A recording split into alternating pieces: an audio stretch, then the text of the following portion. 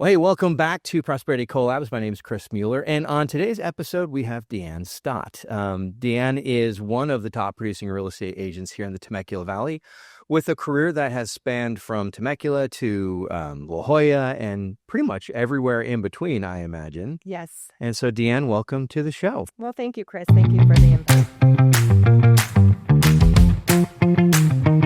Yeah, I'm excited to have you here. So, very few people are born in real estate. I've noticed that. You know, there's in fact, I had someone on the show the other day, and I said that, and then he was like, "Well, my dad was a developer, and I went into it like at age 5." I was like, "Okay, you're the exception."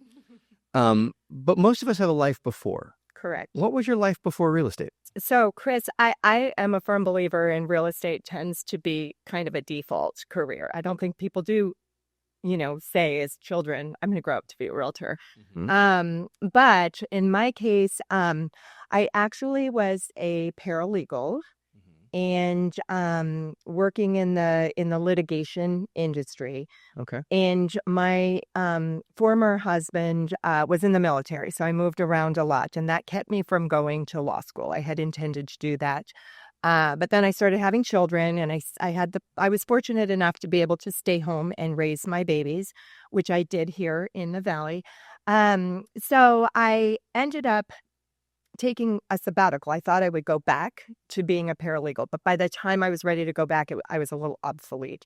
In the meantime, one of my sorority sisters called and she said, "I have the perfect job for you." I had no business development skills at all. But she actually called me to interview for the community liaison position, which was part of Rady Children's Hospital San Diego's business development department. So they hired me when Loma Linda was moving in, and there was no job description. They said, "You're going to protect the market share through education." And when I interviewed with the director of otolaryngology, it's actually otorhinolaryngology, he asked me what my experience was. I said, "I don't have any business development experience, but I drive a minivan with 11 cup holders and I am everywhere." Yeah. So it was just one of those things where I was passionate about that hospital and I just talked to everyone about it. And so I stayed there, but unfortunately it wasn't the most lucrative career and I hit a glass ceiling. And I was doing other things because it was part-time. So I substitute teaching in the Valley, also for Temecula Unified School District. And then in Valentine's Day of 2014, I decided I wanted to be in control of my own destiny. Mm-hmm. If I was going to fail, it was going to be my fault. If I was going to succeed, it was on me. And nobody was going to dictate, other than myself, my performance or how I was doing. It was going to be all on me. And so I made the jump from a W-2 job, basically, to full-time real estate. I jumped onto Ruth Pugh's team in San Diego, and I was a buyer's agent. Actually, I did a disc study, and Tom Ferry himself reviewed my results and said, yes, she's definitely caliber for a buyer's agent. So I branched off of that team in 2015 and started my own small team.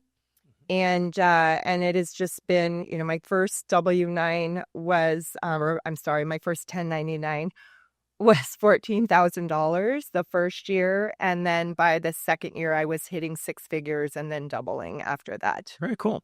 So you came into this from a background in law. Yes. So contracts make sense. It's a language you kind of learn to speak first. Complete right. Contract nerd. I love it. I can use that contract to negotiate stronger. Yeah. For my buyers and sellers. I mean, I know the ins and outs to do that. So we contracts then to business development, which is relationships, right? Correct. And so it sounds like you were preparing for success in real estate without really knowing that that's what you were preparing for. I was. Yeah. I do feel like I have a very, very unique skill set. And also, it's funny because being a litigation paralegal meant I was sitting in court, meant that I was, writing closing arguments, meant that I was learning negotiation skills all through that without really knowing where I was going to end up with it. Yeah. Well, negotiation and presentation, right? You're writing closing arguments. So yeah, it sounds like a incredible, prep for real estate sales success. It was So amazing. very cool. So you started as a buyer's agent. And so tell me about that. How long were you as a buyer's agent? I was a buyer's agent on that team for 1 year. Okay.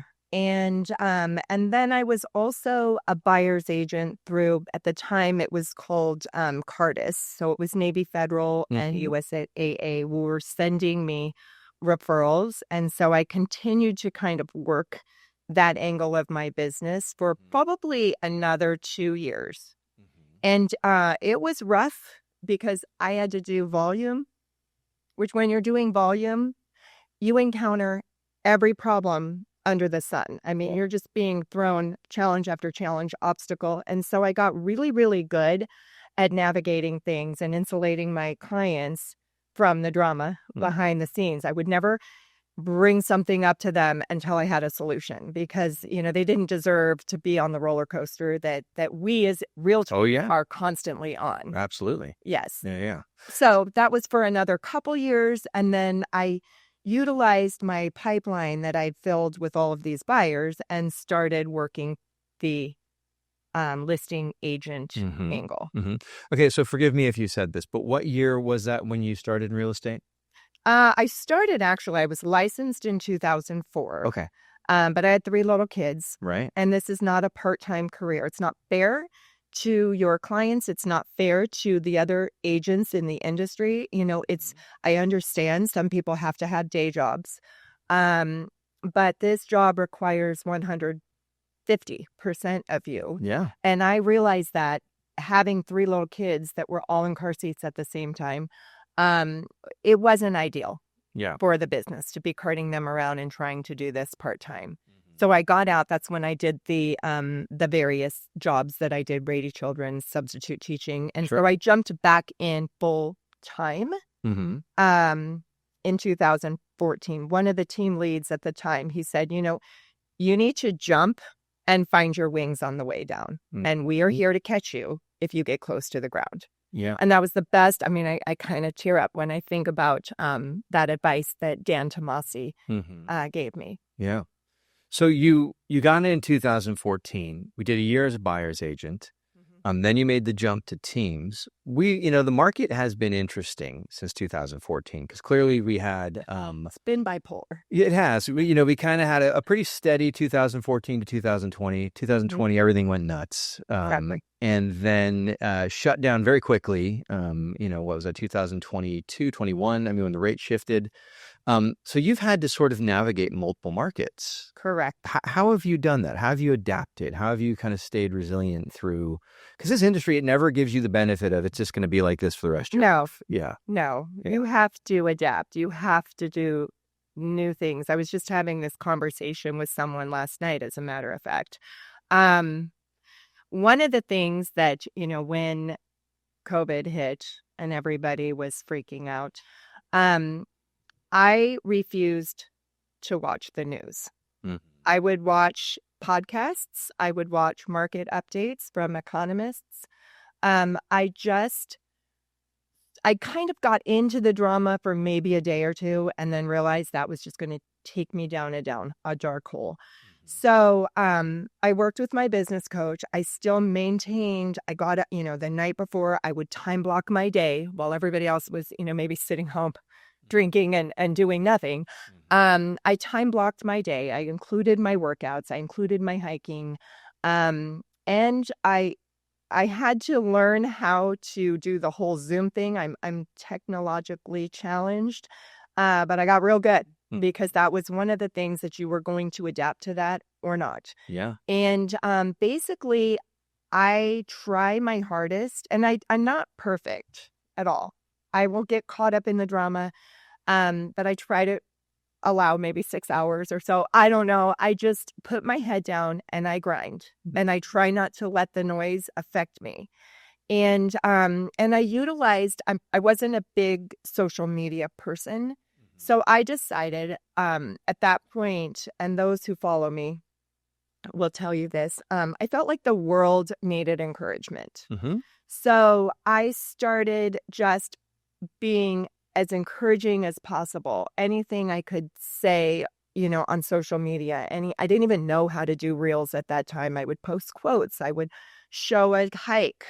I was inspiring people to do the best they could with their life. And that was kind of where my focus shifted. And that year, I want to say 2021, I think it was, my volume was just under 22 million. Yeah. Based on referrals from my Instagram. Yeah. Yeah. That's a lot Yeah. for that. But, I think there was something about that period of time that reminded us that the most powerful position is just to be human. You know what I mean? Just to reach out. The most powerful phone call was just, hey, how are you doing? And I still think it is. Right. Because in this age of third-party aggregators and online leads and click this and click that, really what we're hungry for is connection. Right? And that's why I don't believe that the agent will ever be replaced by bots. Right.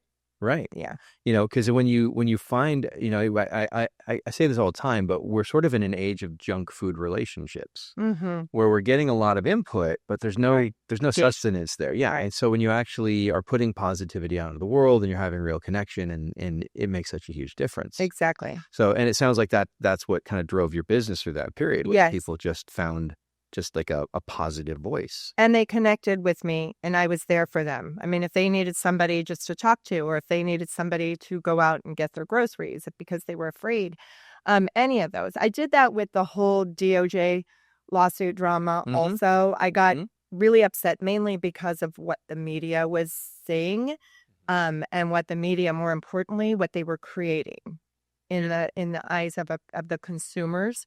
So I actually was not even working with many buyers unless they were my sellers that needed a replacement home, or if they were referred to me by someone. I just didn't have really any buyers in the pipeline at that time, just very few.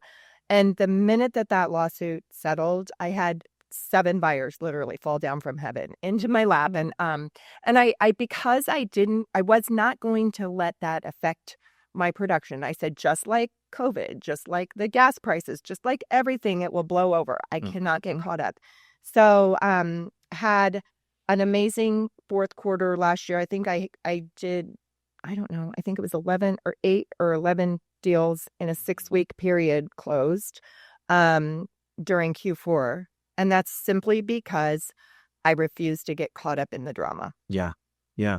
Well, there's a truth, I think, for the highest achievers in this industry that the market doesn't dictate your business. Right. Your efforts dictate your business, right?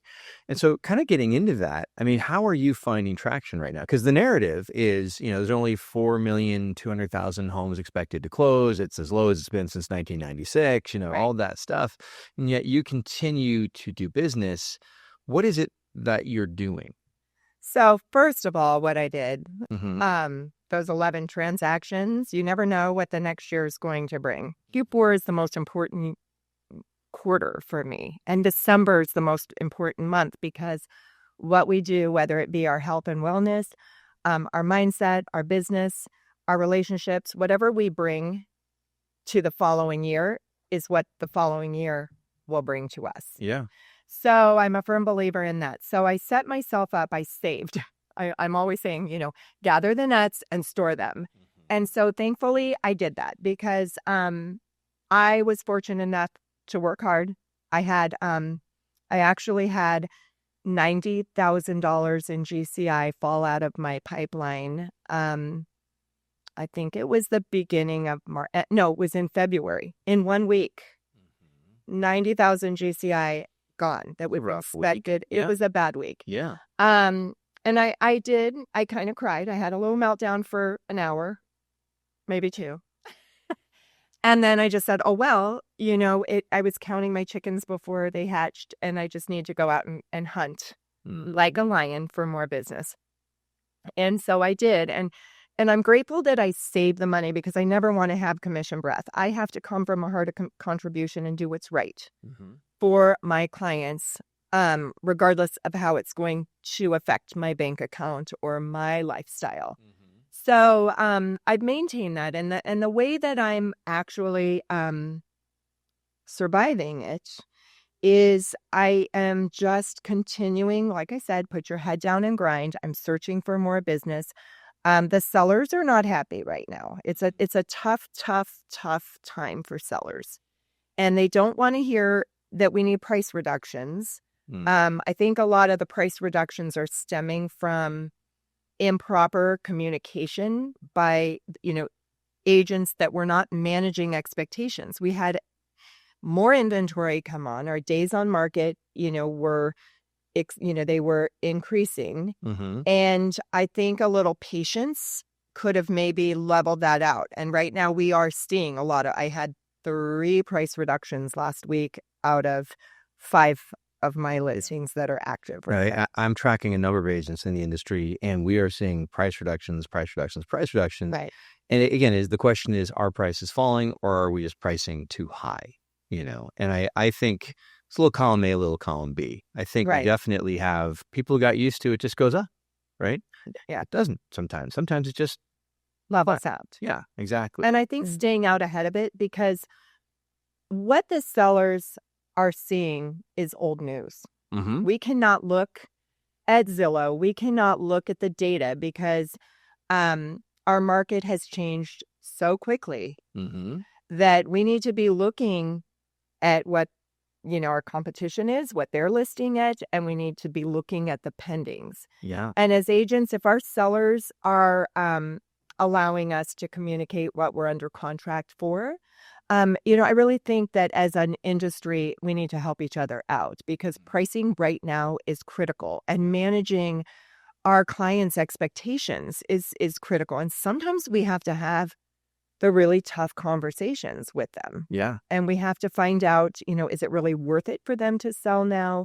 But not blowing sunshine in their faces, and just being brutally honest. Yeah. And diplomatically brutally honest. Absolutely. Yeah. But, being very honest, managing expectations, a lot of updates. I mean, it used to be that we could get away with updating our clients once a week. Mm-hmm. Now I'm finding that I try to text them after every showing. If I'm able to get feedback, I just try to keep them calm. Yeah. By giving them as much information as possible. Yeah.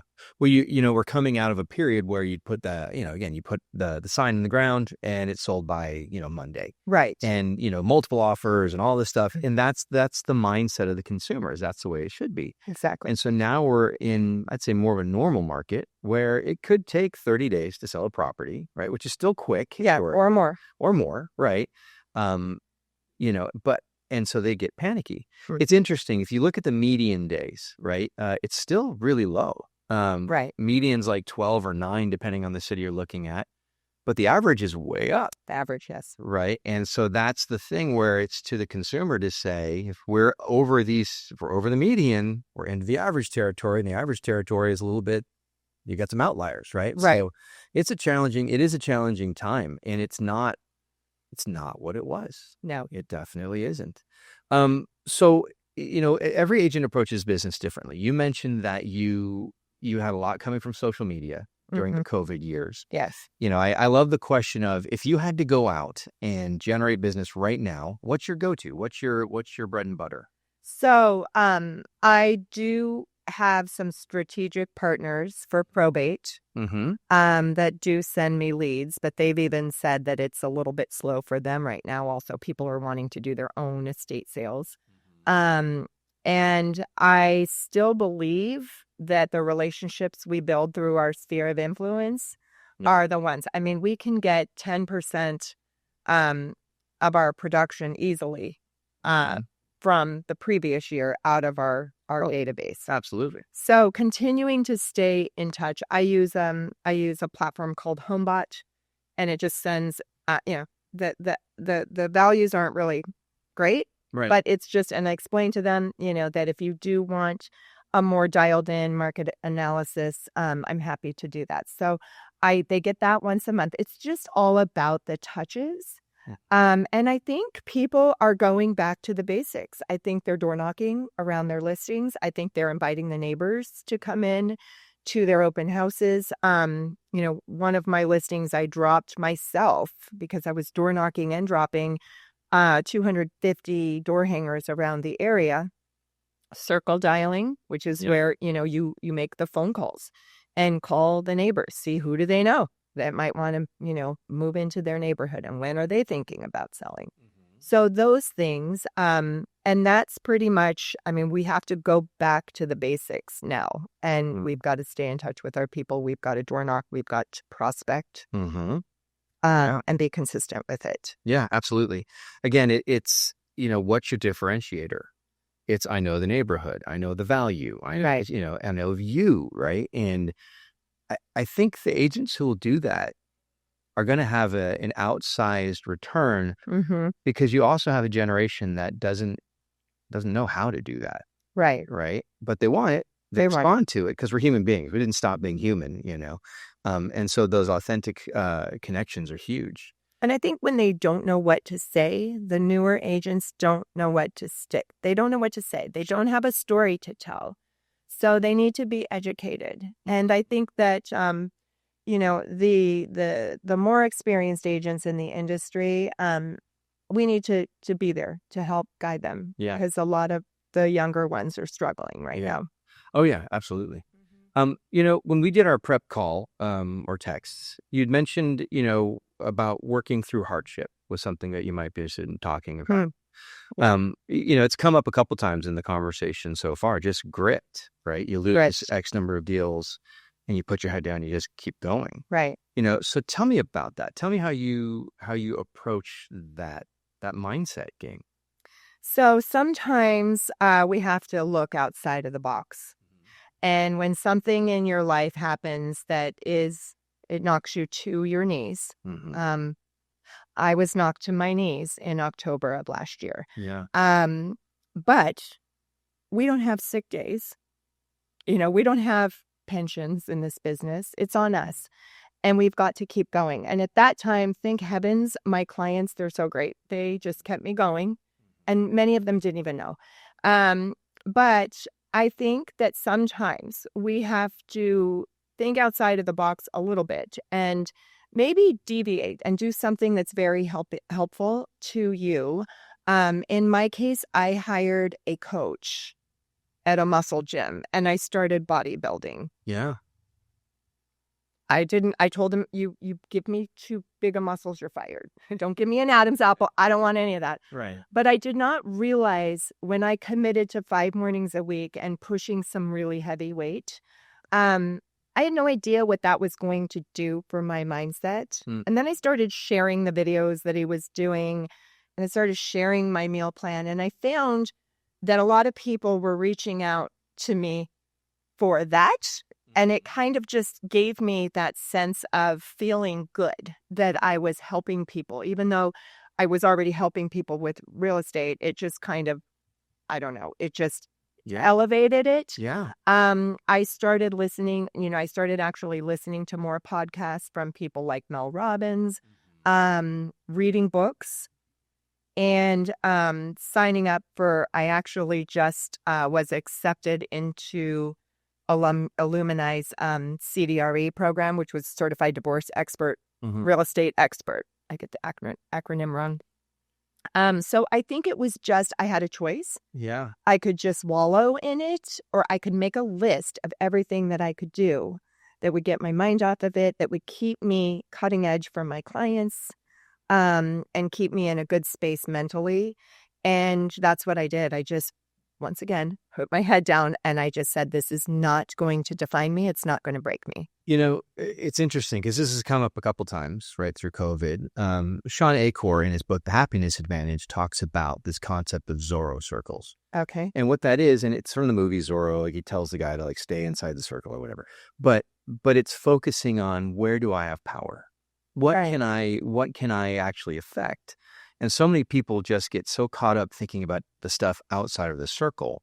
It's just totally disempowering. Right. It sounds like you went through this very traumatic experience, and rather than sort of focusing all the stuff you can't, you really got in your circle and said, where do I have power? Right. And literally it was like, well, I can make my muscles stronger. Right.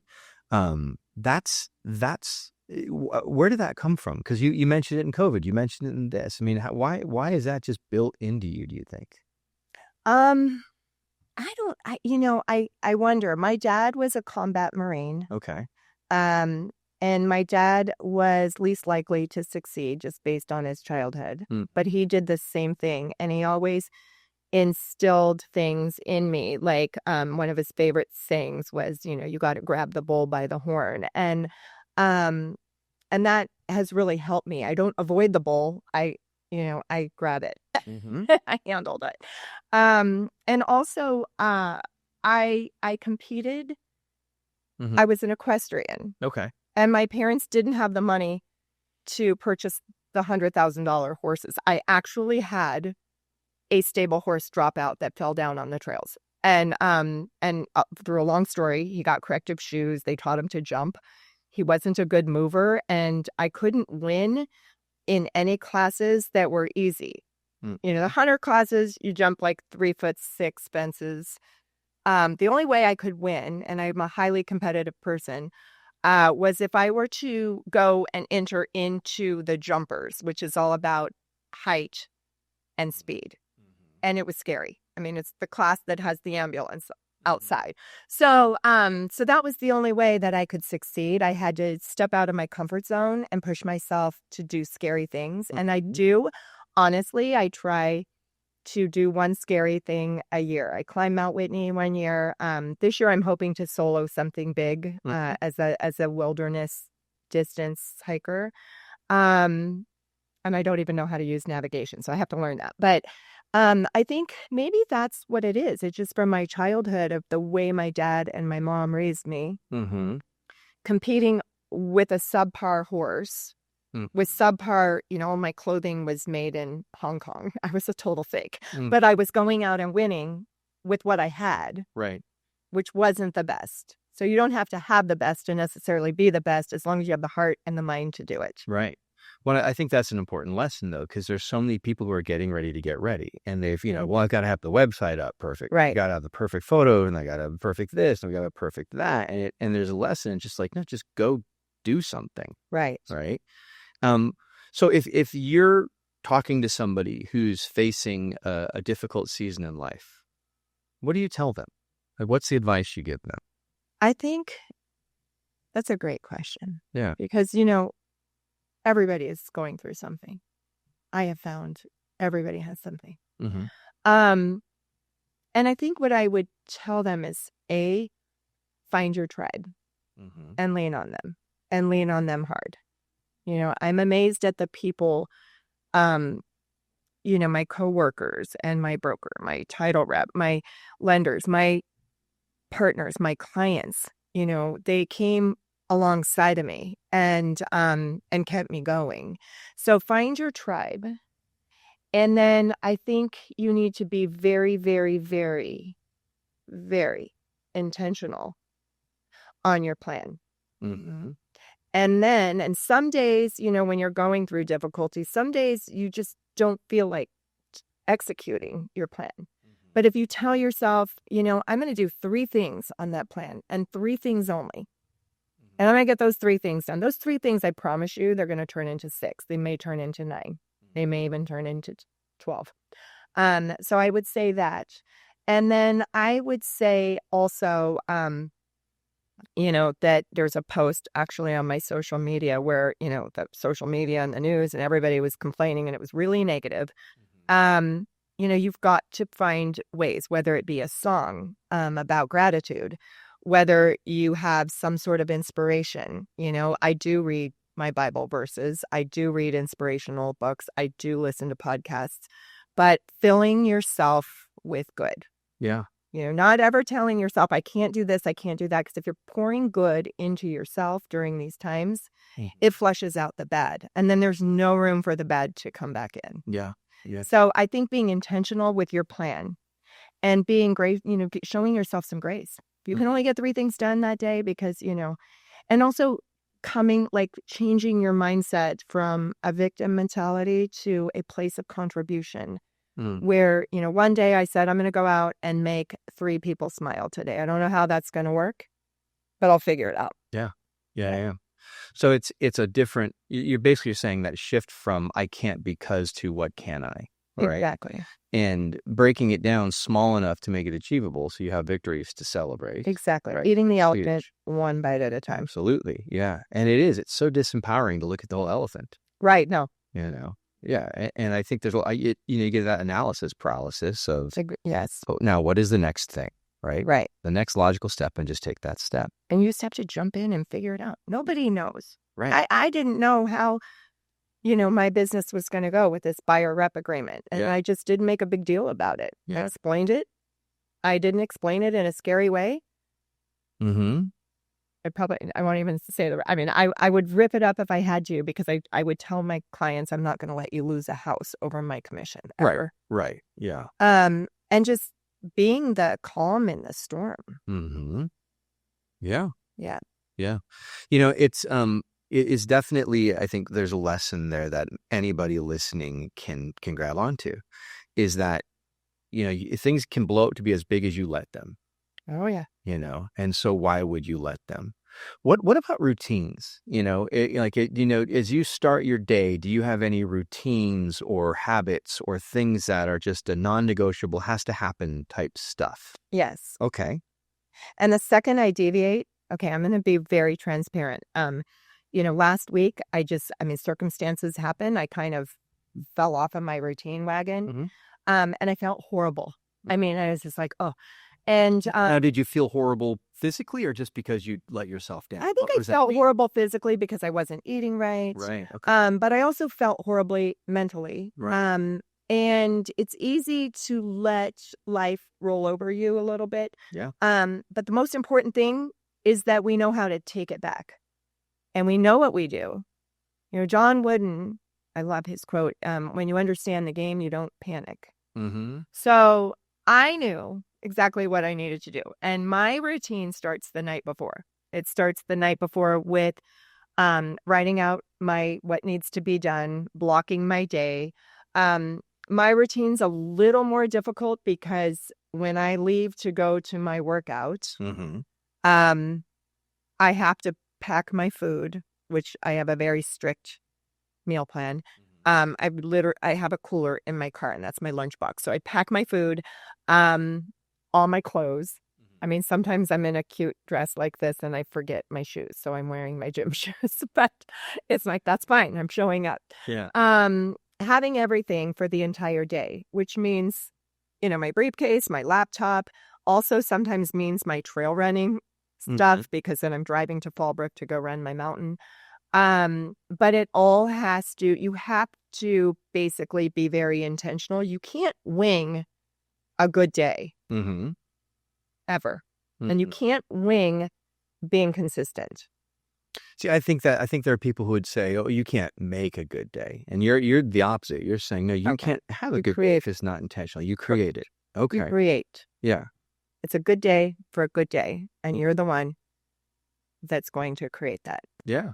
Well, I think there's incredible truth to that, because if you can only write on the days where you feel inspired, you're never going to write. Exactly. Or, but if you get in a habit of writing, then every day is a day full of inspiration. Yep. Or whatever. If you never run unless you feel peak, well, then you're never going to run. You're never. Right. Yeah. So I have a funny story. Yeah. I had a client that was making me crazy. Mm-hmm. Imagine that. Just what? Never happens. She didn't go in my database. But anyway, she was just abusive. So I got her through the transaction, and I'm just ready to explode.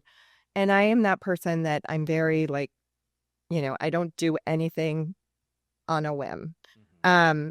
My favorite band is the Goo Goo Dolls. Mm-hmm. John Resnick is one of the hardest working artists out there. Nothing shakes him. Mm-hmm. But I read that when he wrote the song Iris, he had writer's block. Mm-hmm. So I decide that day that my client was screaming at me, I walked to my computer and I bought concert tickets, second row. Never done that before. Never. I'm always in the back in the cheap seats. Mm-hmm. And the concert was in Buffalo, New York, because I wanted to experience, this working class community, people who are driven. I don't know what caused me to go there, but I just kind of believe that sometimes if you act on something that's really pressuring your heart, something good's going to come out of it. So I walked into this Asian fusion restaurant and I was whining and complaining because the food was kind of fluffy and I wanted a burger. In walks John Resnick. Mm. And I walked up to him and I go, hi. I go, I'm not crazy, but I have to have a conversation with you. Do you mind? And we talked about work burnout. I said, how did you write Iris when you had writer's block? The most iconic love song ever. How'd you do it? And we started talking and he said, because at one point you realize it's your job. It's your job. And you have to accept the fact that you have gifts and you use your gifts and you do your job. And he said, so go use your gifts and do your job. And I came back and I moved back into the number one position in my office after that conversation. Yeah. So, Yeah. Yeah. But I mean, I love that. And especially coming from an artist, because you typically think artists, it's all very fluffy and, no. But at some point you just got to wake up and accept it's your job. And you've got gifts and talents. So go use them. Go just do it. It's simple. Yeah. Simple is that. Yeah. Simple doesn't mean easy. No. Right. No. Yeah. Right. No. Sometimes it's like you're scrapping. Yeah. Okay. You mentioned some books and inspiration podcasts, things that you kind of intentionally are focused on. What are the ones that stand out the most? The podcasts. Okay. So I for real estate, I listen to Stephen Thomas. His housing reports. I subscribe to that also. Yeah. And then for inspiration, like I mentioned before, I love Mel Robbins. Yeah. She's just straightforward, cuts to the chase, calls you out. And so she speaks much relevance to me.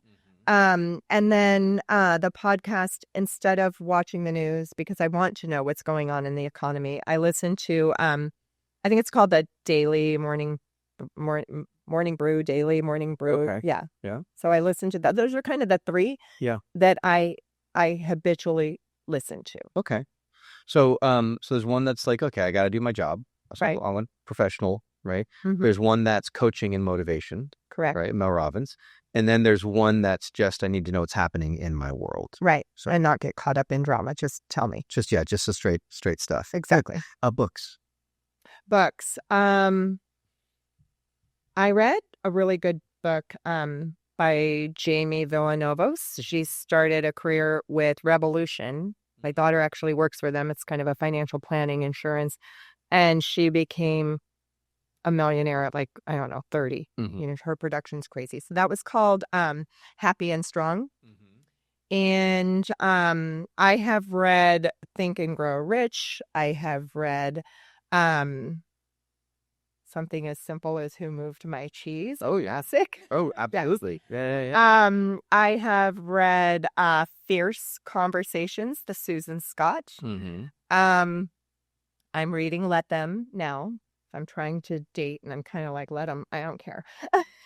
So, and then, and I've read, I love Jen Sincero, all of the badass at making money, badass at habits. She's very entertaining. So sometimes I will just be on the treadmill and I'll be listening to her because it is entertaining. And the 7 Habits of Highly Effective People. Yeah. I mean, I could go on. Oh, yeah, absolutely. I love reading. Right. I don't watch TV. Yeah. I don't watch movies. I'm either reading, I'm either talking to my clients on social media, or I'm listening to podcasts. All right. Well, we're coming to the end. I've got a couple more questions here. If you could go back and give your younger self one piece of advice about business, life, etc., what would it be?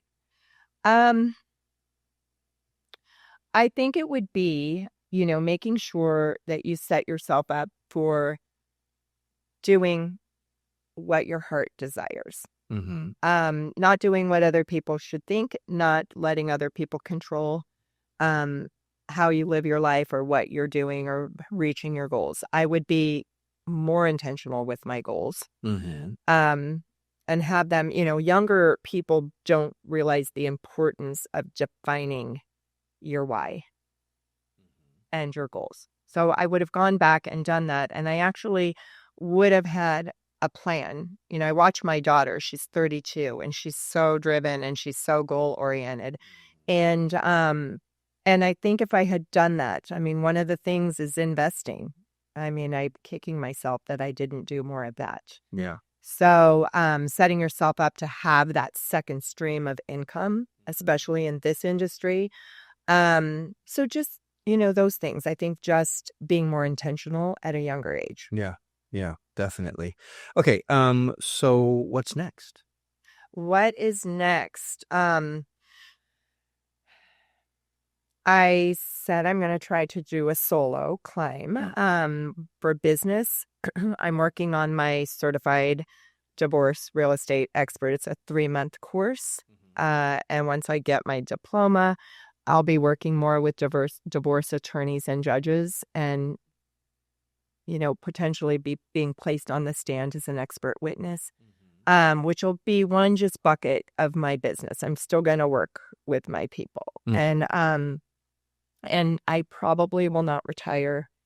I'm 60. I turned 62 2 weeks ago. Yeah. It's going to be a while before that happens. Yeah. And who knows? Maybe I'll meet somebody and have somebody to do life with. I don't know. Yeah. People say when you stop looking, that will happen. Yeah. So now just kind of rolling with that. All right. Yeah. Well, I'm so grateful that you came in, and it's been such a great conversation. I think there's so many takeaways around resiliency and adapting and moving forward, and really just the grit, right? Yeah. I mean, if I look at the difference between the people who do really well and the people who could do really well, a lot of times it comes down to grit. And that, I really love, you're talking, how you've adapted and just like, what do I have power over? Right. Right. And really focusing on those things and allowing that circle to kind of lead you out of kind of dark times. Yes. Really, really powerful. So thank you. Thank you for having me today. This is great. If people want to find you on the internet or social medias and all those things, where would they do that? I think the best place to find me would be Deanne, DEANNE _S T as in Tom, OTT _ Realty Group. Okay. And I'm an open book on social media. It's not all real estate things. I will, one of my reels, I'm just rolled out of bed at 4:30 in the morning and I look horrible, but I'm talking to my followers, trying to inspire them to stay consistent in that particular one. So that's the best place. Very good. Well, awesome. Well, hey, Prosperity Collabs, we'll be posting this on the YouTube channel. You can find it there. And then as always, check the website for the blog and any takeaways. So we'll catch you guys next time. Thank you, Chris. Oh, thank you.